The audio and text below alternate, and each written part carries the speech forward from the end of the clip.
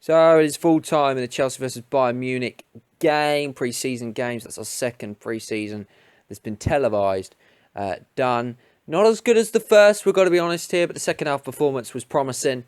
Big talking points, which we'll get into a little bit later, but it was 3-2 that Bayern Munich ended up winning. They were about 3-0 up after about, I think, 26 minutes. 2 goals from Muller and one by Rafinha, who actually started things off with the goal. And then the second half, well, just at the end of the first half, Alonso with a great finish. And then right towards the end, Michy Batshuayi got one. And we pushed for that equaliser right at the end, but just couldn't get it. We saw Morata play. We're talking a little bit more about him in a minute. But I just thought in the first half, we started okay. The first couple of minutes, we started very well. Looked like we had that energy and that intensity again, a bit like the Arsenal game. And then Bayern started to just take control. The Rafinha goal kind of came out of nowhere, if we're being honest. Cahill backing off. I don't know what it is with our players, our defenders. They just seem to back off all the frigging time. They never engage. I know you shouldn't always engage and just dive in, but you shouldn't just constantly back off. There's got to be a point where you engage, and I don't understand why this team and our defenders find it so hard to fucking just engage with the ball. I don't know if it's because we're concerned that we're fucking... I honestly don't know why it is. It just pisses me fucking off. It really, really does. It just makes us look retarded. And it also makes us susceptible to strikes like that by Rafinha. Could Courtois have done better? Possibly. I think long shots like that in the Premier League, well, basically in any game that's on a decent pitch, that's not a goal. But because the pitch was terrible, really, really bad pitch, I think those sort of shots are always going to be a bit more likely to go in because it's going to bobble. But yeah, I thought positionally we were terrible in the first half in regards to the... To be fair, I'm a believer of you defend, you attack and defend together. Attackers defend as well. So, it should be... If we have a poor performance like that where we're 3-0 down, you have to look at people like Willian and Boga and say, you're not covering well enough, and they weren't. And I think wingers have to, in big games, against big teams, they have to drop back. If we're going to play the 3-4-3 in a big game, which I don't necessarily think is the best option, we'll talk about that in a minute, they've got to drop back those wingers almost to make it almost to make it a 5-4-1. It's almost got to become a 5-4-1. Otherwise, there's just too many numbers in midfield, and we're overrun there.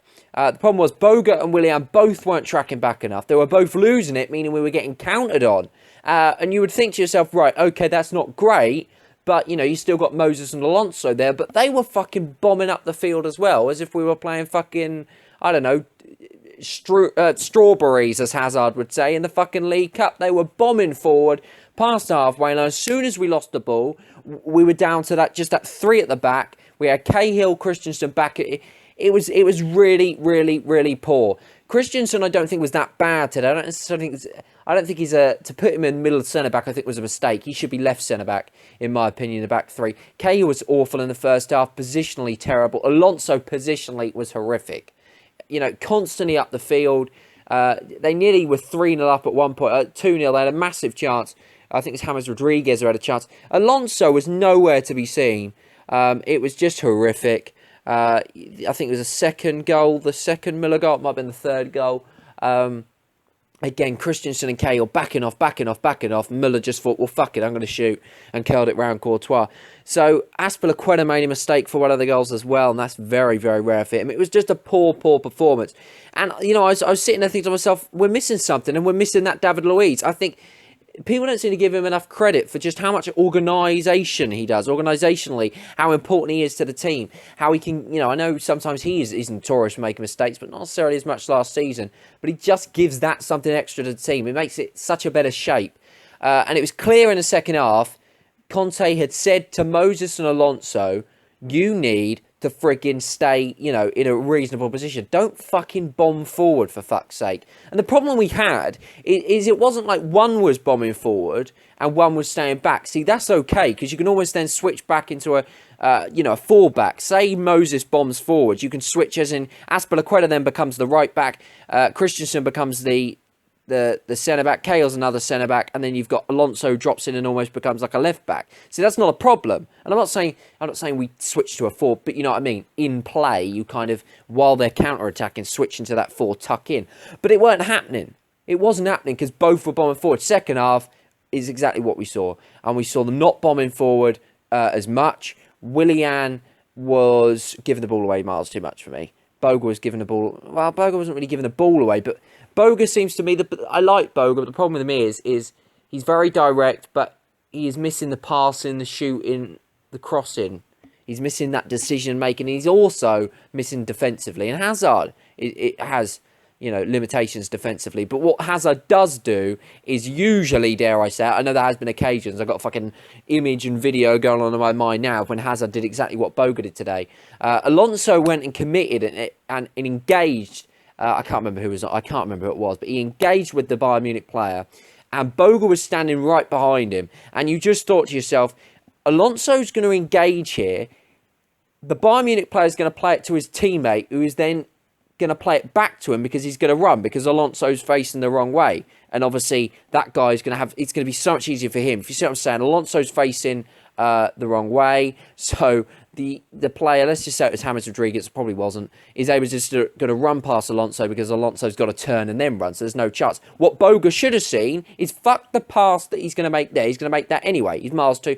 Boga wasn't close enough to intercept that pass. What he had to think was, right, I need to cover Alonso here. So I need to tuck in behind Alonso, give a couple of yards. So when that ball is played back, I can intercept it and stop James Rodriguez's run. He didn't do that. And it meant that Boga just stood still. Alonso was standing still anyway because that's how he's defending. Not a problem. Right from Alonso. Boga should have been able to cover him, and he didn't. And that's a problem because it then meant that they were in. They got the cross in. Luckily, it wasn't a goal, but it could have happened. And that happened too much in the first half. It wasn't just Boga. Willian did the same. And Moses was horrific. I really just... The guy's completely brain dead. It's as simple as that. He's a brain dead footballer. Kante and Fabregas struggled in midfield. They were outnumbered. And they were outnumbered by definition. There were more Bayern Munich defenders. That's why I think in big games... I mean, I don't necessarily think it would have been as bad if it would have been Kante and Bakayoko. I think that would have been okay. I think it would have been okay. But because Fabregas isn't as defensively minded, I think you've got a problem there. Now, if you want to play Fabregas in a big game, that's fine, but you've got to play the 3-5-2. And when we played the 3-5-2, we looked a hell of a lot more defensively solid. So if we're playing big games and we want to play Fabregas, that's fine, but we have to sacrifice one of the wingers. And that's just something we've got to accept, really. 3-4-3 with a Fabregas and Kante midfield against top sides, certainly in Europe, is not going to work. It might work against Arsenal because I don't necessarily think they're a top side. And I'm not throwing shots at Arsenal, but in the way that they play, they don't necessarily play the way a top side plays. I know you're thinking, what the fuck? But they like to pass. They like to... Look, I can't really describe what I'm saying. It's impossible to describe, but they aren't really a top side. What I'm talking about, a top side, you know, in the Premier League, you've probably got one in Man City, possibly Tottenham, maybe even Man United. They would be people that I'd say, right, we've got to play that 3-5-2 and make sure we've got three midfielders.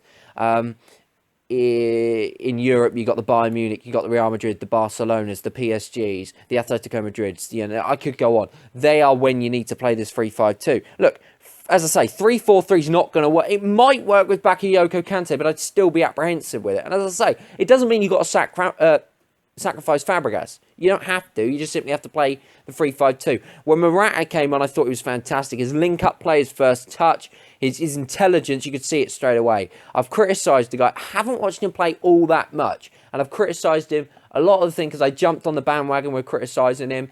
And as I said before, because I wanted other targets at the time. But I'm happy we've got him now, and I think he'll be a really, really good player. Didn't score today, so I haven't got to change my hat on Twitter. But he was very, very intelligent, making some intelligent runs. Fitness looked pretty good, actually, to be fair. And I think the more minutes he gets will be good. And I think he'll score some goals for us this season. But he also gives more than just goals. He gives the team that little bit added extra and that little bit something different. I was very, very impressed with him today. And yeah, I thought, although, you know, he didn't get much time in regards to, he only got about 20, 25 minutes, he did a very good job in the time that he got in his first touch, etc. He's very, very good. He's not like Romeo or Lukaku. But yeah, I mean, frustrating. But as I say, second half much better, and we've shown that mentality that we've got with Conte. No doubt, Conte ripped into him in the first half interval and said, this is fucking unacceptable. Pre-season or not, this is unacceptable. Alonso and Moses certainly were a lot more. What's the word? A lot more, not restricted, disciplined. A lot better disciplined in the second half in regards to positioning. Alonso, great finish at the end of the first half. And, I still rate the guy. I just do think wing-backs are our weak point. And I think against Bayern Munich and Real Madrid, Moses and Marcus Alonso's not good enough. Alexandro and, another right wing back, and I think even if you've got another right wing back that's better than we need options there. They're not going to be good enough together in the Champions League. And the thing is, Alonso has the ability to become a better player, and if you bring in somebody like Alexandro who knows what they're doing, positionally would be a lot better. He can improve Marcus Alonso, because that's the one area of the game that I think he's really lacking. I think going forward he's very, very good. Finishing wise, I think he's better than Alexandro. I'm going to say that right now. Finishing the ball wise, he's got a better strike. It's not to say he's a better player in any way, but you know what I mean. Attacking, he's very good. It's that positioning sense defensively. It's not a problem at home against Bournemouth, at home against Stoke, at home against Watford. It's a problem, though, away at Tottenham, away at Manchester City. So he's got to work on that positioning, and he can be a decent player. As for Moses, I'm struggling with him, if I'm honest with you guys. He's rash, he's reckless, he's out of position all the time. He seems to have a lack of just wanting to get back into position. It's all very, sometimes, it's always going to happen. With wing-backs, they're going to push forward. Even if you're playing 3-5-2, they're going to lose the ball and they're going to be in shit streak. And it's going to happen every now and again. But it's about whether that player has the intent, whether he has the want to fucking get back into position. Moses just doesn't seem to. He seems to be jogging and walking back. It's just simply not good enough. So, yeah, I mean, it was a frustrating game in many respects, but second half, very, very good, I have to say. We came out, we looked like a team that really wanted to change things up. Good goal from Alonso on half-time, that was big. Disappointed we couldn't get that Michy Batshuayi goal a little bit earlier, because I think we might have sent that game to penalty shootout. Michy Batshuayi with another goal. He was poor today, I'm going to be honest with you. He was poor. In regards to his link-up was poor. So, yeah, I mean, if I had to give man of the match, it's difficult, really. Oh, my God, though, David Luiz, when he came on, wow. He really is a player. He is a baller. He is a player. You could see him shouting orders, organising the team. He should be the captain for me. Look, we looked so much more solid when he came on. What I would like to see in pre-season, possibly in the Milan game, there's only fucking pre-season game left, I suppose, is I'd like to see Christensen left centre-back, David Luiz centre-back, and either Rudiger right centre-back or Azpilicueta. And if you're thinking, well, where's Azpilicueta go? Put him on the right wing-back position. Fuck Moses. Let's start Azpilicueta and let's just see what he does. Because maybe in bigger games, that's going to be a bit of a better option. Because there's one thing that Azpilicueta won't do is bomb forward. And in the first half, so many times we're caught out on the counter. Well, if we'd had Azpilicueta right wing-back, then it would have been okay. Yes, you're sacrificing something going forward. I get that. But Moses going forward isn't great anyway. He can go past a man, but he seems to overdo it. Too many touches, and his crosses are poor anyway. So for me, that's something we need to look at. But anyway,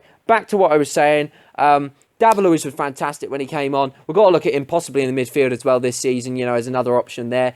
Look, at the end of the day, we're having a good window, but I think this game's proved we do need some more signings. We need a backup third striker. Not that this game really proved that, but we do. We need a backup third striker because I think we're going to be playing 3-5-2 a little bit more than you think this season. And when I say 3-5-2, why we need 3, not 4? Some people say we need 4 strikers. I disagree. We need 3 for the simple reason that Eden Hazard can play the second striker without a shadow of doubt. Not a problem whatsoever. So I'm not worried about that.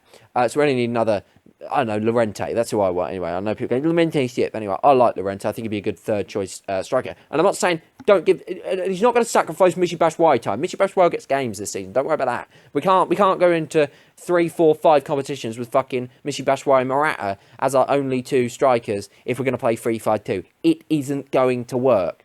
Even if it's 3-4-3, you're leaving yourself short. And I know you're going, well, look how many games Michy Batshuayi got last season, and he was second choice. That was different. We played 4-3, we played 3-4-3, and we only had the Premier League really to worry about because we were out of the League Cup early on, and the FA Cup, to be fair, we were in for quite a long time. But fixture congestion wasn't really a problem at all last year. It will be this year. We could play 3-4 games we could play up to probably 8 games in a month. That Morata's not going to be able to play every single game, even if we're playing the 3-4-3. So, yeah, I think we need that. I think we need a right wing-back. I'd like to see Alex Oxlade-Chamberlain. I think he's English, he's homegrown, he's versatile. He can play that right wing-back position. We can certainly develop him into a decent player there. And he can also play centre mid.